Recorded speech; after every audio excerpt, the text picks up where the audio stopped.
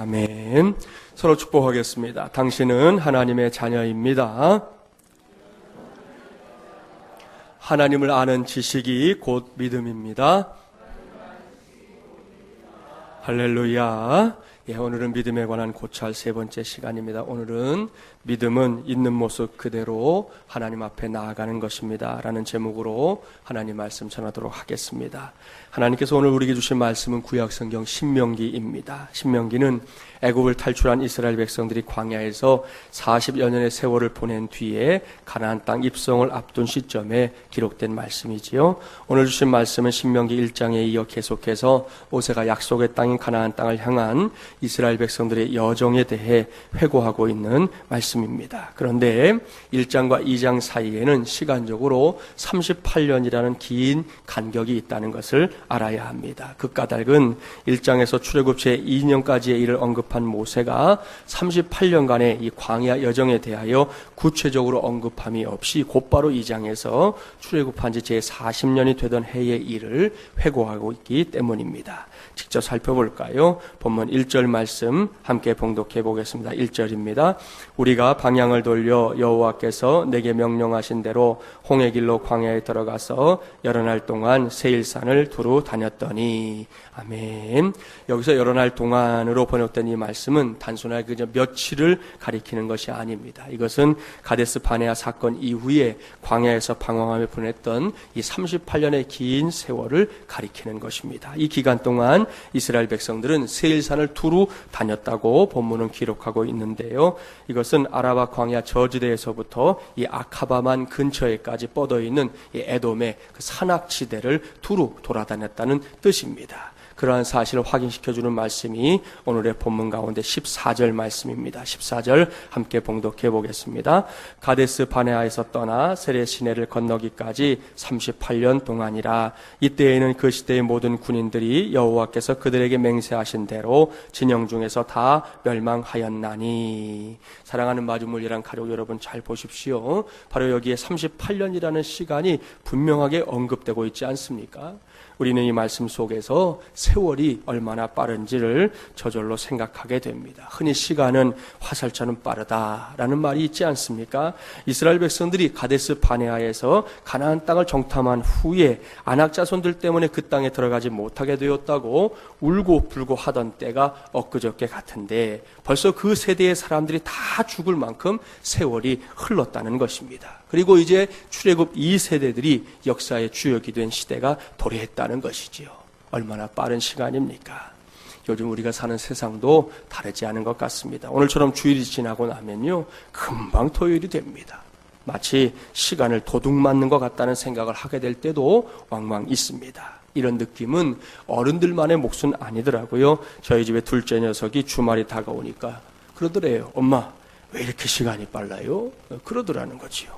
요즘은 아이들조차도 시간이 빠르다는 것을 체감하는 모양입니다. 그렇습니다. 올해도 벌써 3분의 1이 지나가고 있습니다. 유수와도 같이 흘러가는 시간 속에서 여러분의 형편껏, 여러분이 할 수 있는 한 그 무엇으로 여러분의 인생 속에 맡겨져 있는 시간들을 낭비하기보다 적극적으로 또한 생산적으로 사용하기를 바랍니다. 그래야 할 때에 하나님께서는 저와 여러분을 통해 보다 의미 있고 가치 있는 일들을 왕성하게 이루게 하실 줄 믿습니다. 본문으로 다시 돌아가 보지요. 신명기는 지난날의 광야 생활을 역사적인 순서대로 나열하고 있는 말씀이 아니에요.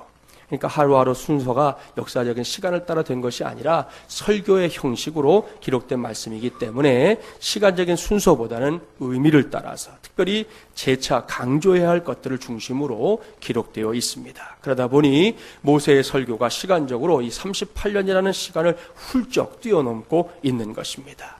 이런 관점에서 본문을 살펴보면 오늘 주신 말씀이 이스라엘 백성들이 가나안을 향하여 진군할 때에 결코 싸우거나 혹은 정복해서는 안 될 민족들에 대한 언급인 것을 알 수 있습니다. 먼저 1절부터 8절까지의 말씀에서는 에돔 족속이, 9절부터 15절까지의 말씀에서는 모압 족속이, 16절부터 23절까지의 말씀에서는 암몬 족속이 각각 언급되고 있습니다.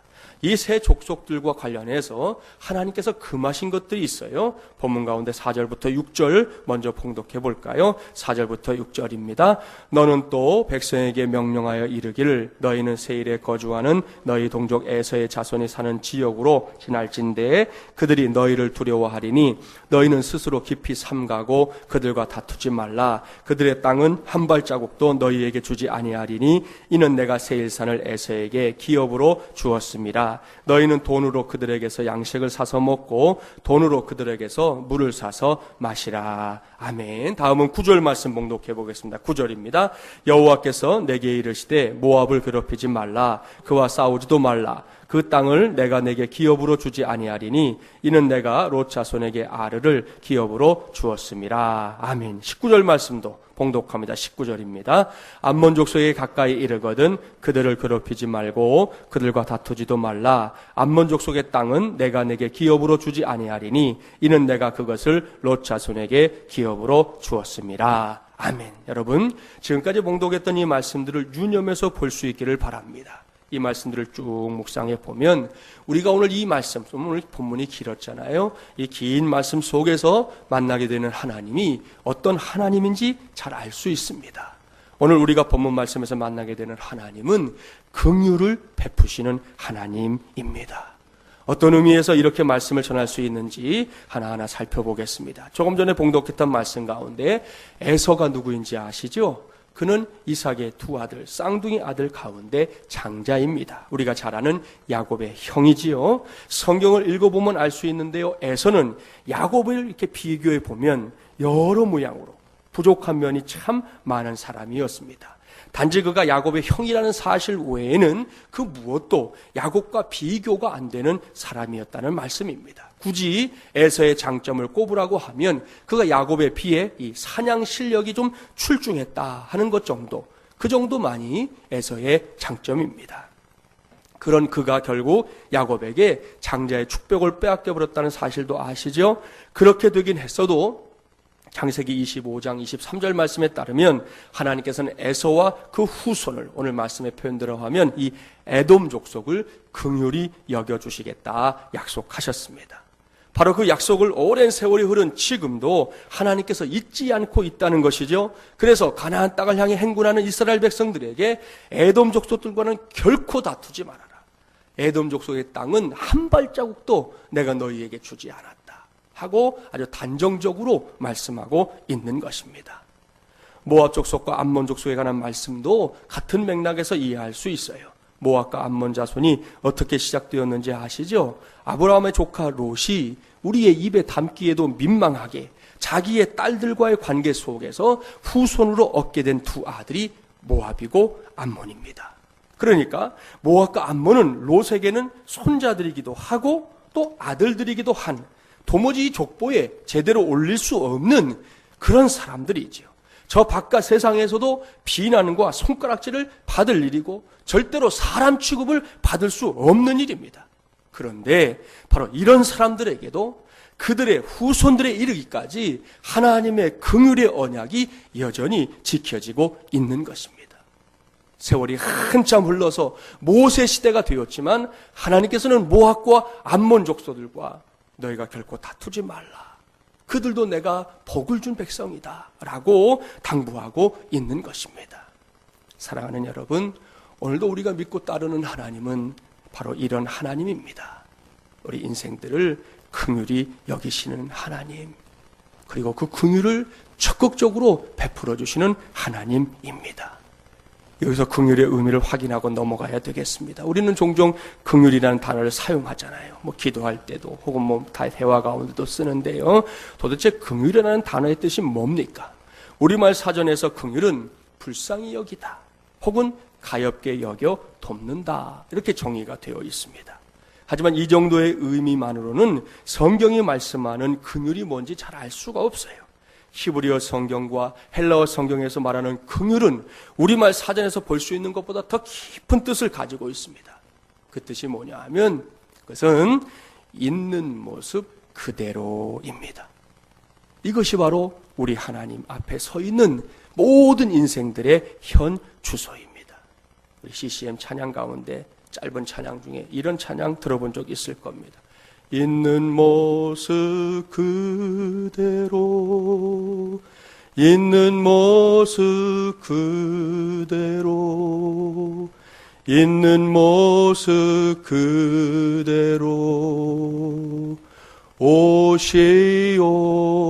오시오.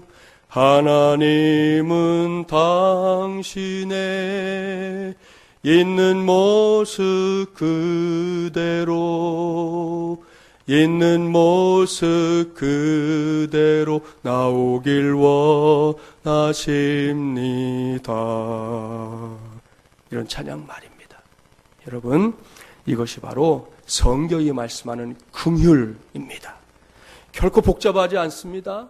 이거 해라, 저거 해라 등등의 요구사항이나 조건이 있는 것도 아닙니다. 그저 지금의 내 모습 그대로입니다. 보탤 것도 없고 뺄 것도 없습니다. 눈치를 보거나 주눅이 들 필요도 없습니다. 정말이지 있는 모습 그대로입니다.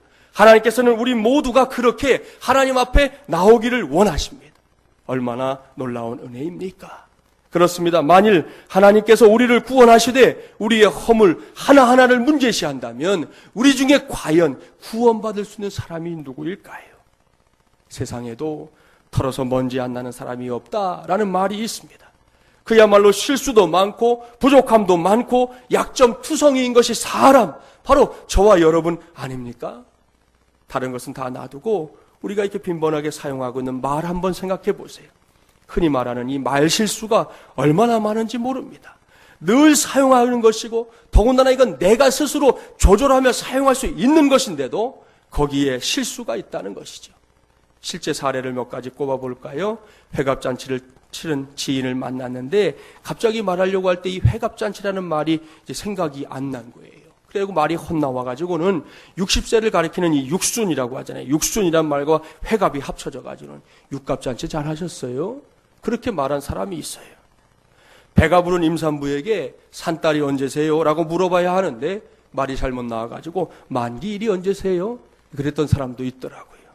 오랜만에 친구 집에 전화를 걸었어요. 친구가 아니라 친구 어머니가 전화를 대신 받으셨는데 그럴 때 있어요. 저도 그런 경험이 있는데 갑자기 그 친구의 이름이 생각나지 않는 것이죠.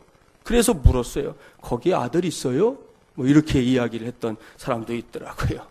은행 통장 재발급 받으러 가서 은행원에게 재발급 대신에 이거 재개발해 주세요 라고 말한 사람도 있어요. 이 사람은 모르긴 몰라도 부동산 투기에 아주 관심이 많은 사람일 거예요. 오늘 목사님의 이야기도 있어요. 축도를 맡았는데 갑자기 축도의 첫 단어가 생각이 안 나더라는 거죠. 뭐 저도 그렇고 강 목사도 축도할 때 지금은 또 이제는 이렇게 시작하잖아요. 대부분 목사님들이 다 그렇게 하는데 이게 생각이 안 나가지고는 이 목사님이 고심하는데 또 사람들은 이제 끝날 거 생각하고 자꾸만 실끔실끔 보니까 마음이 긴장이 됐든지 마침내 결정했어요. 요즘은 이렇게 그 소리에 축도를 받다 말고 성도들이 박장대소를 했다는 거 아닙니까? 여러분 보세요. 이렇게 자기가 늘 사용하는 이 말 하나도 제대로 잘 쓰는 것이 사람에겐 쉬운 일이 아닙니다. 그래서 여기저기에 가서 실수도 하고 부족함도 드러냅니다. 하물며 하나님의 눈으로 볼 때 저와 여러분의 허물과 죄가 도대체 어느 정도겠습니까? 상상만 해도 끔찍한 일이죠. 마치 엑스레이를 통해 우리를 투시하듯, 아니 뭐 CT나 MRI로 우리 몸 구석구석을 다 들여보는 것과도 비교할 수 없을 눈으로 세세하게 우리의 허물을 확인할 수 있는 분이 우리 하나님입니다. 그러니 이것이 얼마나 두려운 일입니까? 그런데요, 사랑하는 여러분, 바로 여기에 복음이 있습니다. 그것은 우리의 아버지신 하나님께서 그 모든 허물들을 낱낱이 나열하며 따지는 분이 아니라는 사실이에요. 성경을 보십시오. 꼭 확인하십시오. 그저 우리의 있는 모습 그대로를 받아주시는 하나님. 그리고 말로 다 형용할 수 없는 긍휼을 베풀으시는 하나님을 성경은 언제나 증거하고 있습니다. 오늘 주신 말씀도 보십시오. 조상적부터 제멋대로였던 이 에돔 족속, 출생 자체가 저주와도 같았던 모압과 암몬 족속에게 하나님께서 바로 그 긍휼을 베풀고 있습니다. 이러한 하나님의 긍휼은 여러 모형으로 부족한 가운데 목회를 하고 있는 제게도 너무나 큰 힘이 되는 은혜입니다. 오늘처럼 이렇게 말씀을 전하기 위해 강단에 설 때마다 제가 반드시 구하게 되는 기도 가운데 하나는 그것이지요. 하나님, 오늘도 이 부족한 종을 긍휼히 여겨 주시옵소서. 그렇게 기도할 수밖에 없습니다. 왠지 아십니까? 하나님의 말씀을 전하는 설교자로서 하나님 앞에 이렇게 구하는 것 이상 제 스스로 할 수 있는 것이 별로 없기 때문입니다. 아마 여러분도 크게 다르지 않으리라 생각합니다.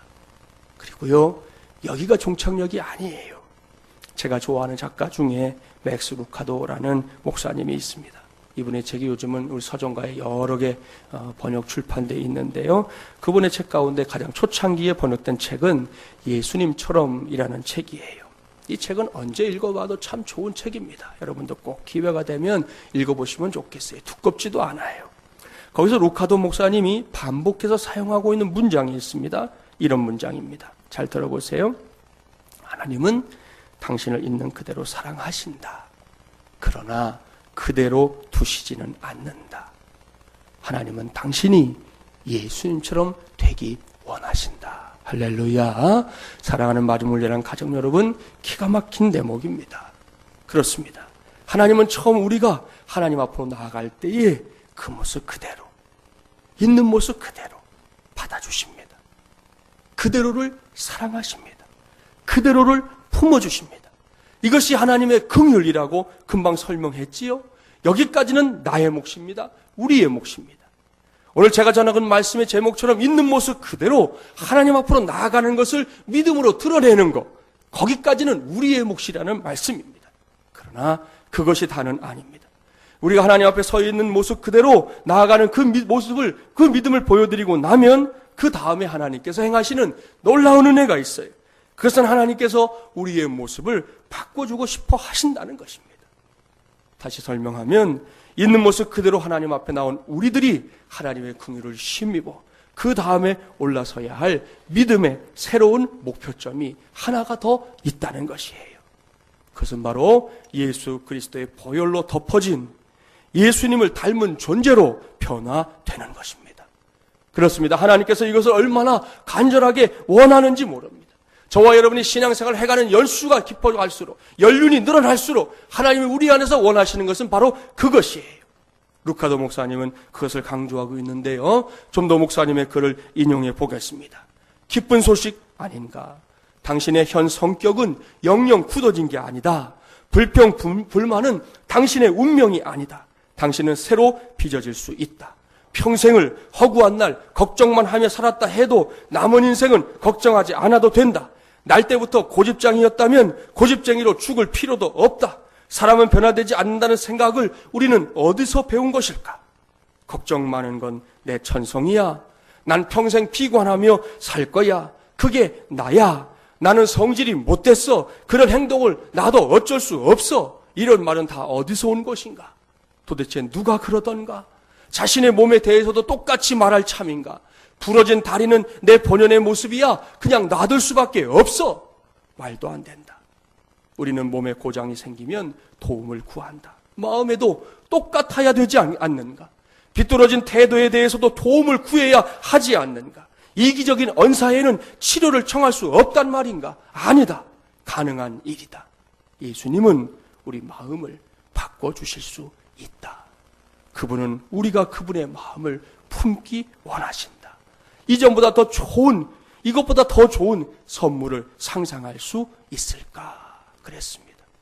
사랑하는 여러분, 여기서 우리는 제멋대로였던 에돔과 차마 사람의 입에 올릴 수 없는 그야말로 참담하고 불행한 출생으로 꼽히는 모압 그리고 암몬 족속에게도 긍휼을 베풀어 주신 하나님의 마음을 분명하게 확인할 수 있습니다.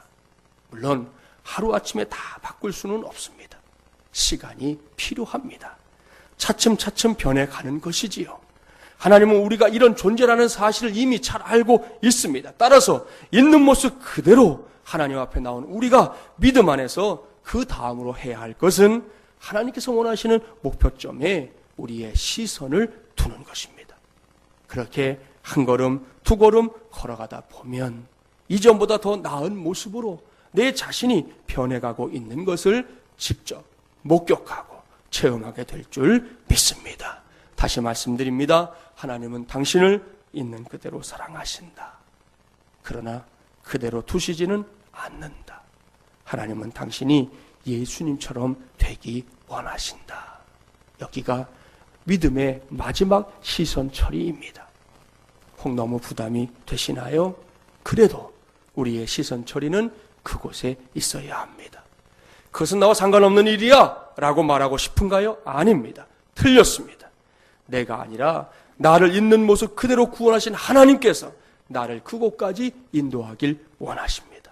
그렇기 때문에 우리 모두의 시선 처리가 바로 예수님이어야 하는 것입니다. 이것이 오늘 우리 모두가 붙잡아야 할 믿음입니다. 오늘 이후에 바로 이런 믿음으로 하나님을 더욱 기쁘시게 하는, 그리고 하나님의 크신 긍휼을 힘입어 이 웅크렸던 어깨를 펴고 기운이 빠져버렸던 손과 발에는 성령의 능력이 공급되는 저와 여러분, 우리 마중물 예람교회 되기를 주님의 이름으로 간절히 축원합니다. 기도합시다. 하나님 아버지, 오늘 하나님께서 우리를 불러주시고 예배하게 하신 이 자리에서 하나님의 종들이 주의 음성에 귀를 기울입니다. 하나님, 저 에돔 족속, 또 모압과 암몬 족속, 하나님 세상의 눈으로 봐도 결코 하나님의 은혜를 입을 만한 자격이 없는데도 불구하고 하나님은 그들에게 긍휼을 베풀어 주셨고 또 그들에게 약속하신 것들을 하나하나 이루어 가셨습니다. 아버지 하나님, 그렇습니다. 믿음은 있는 모습 그대로 우리 하나님 앞에 나아가는 것입니다. 오늘 우리가 그것을 반드시 배우게 하여 주시옵소서. 우리 안에 이런 핑계 저런 핑계, 이런 이유 저런 이유, 또 많은 우리의 생각들이 있다 할지라도 그 모든 것을 믿음으로 뛰어넘게 하여 주시옵시고, 오늘 이 시간에도 우리 있는 모습 그대로 하나님 앞에 나아가는 하나님의 귀한 종들 다 되게 하여 주시옵소서. 그래서 오늘도 주님을 기쁘시게 하고 또한 이 믿음으로 저 세상을 넉넉하게 승리하며 살아가는 하나님의 종들 다 되게 하여 주시옵소서. 주님께 모든 것 맡기며 예수 그리스도의 이름으로 간절히 기도하옵나이다. 아멘.